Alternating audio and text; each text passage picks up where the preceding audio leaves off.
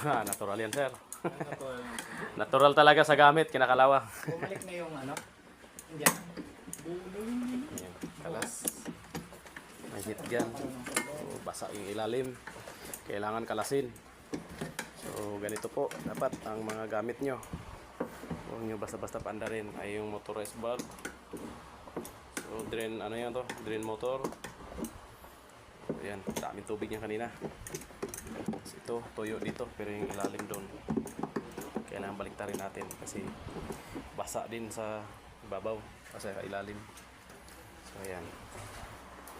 Tip lang sa mga ano. Ito, wala tayong alalahanin dito dahil walang winding. So, electrical.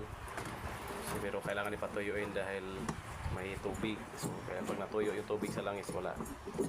Pang umiikot, kailangan panda rin. Ay, ano.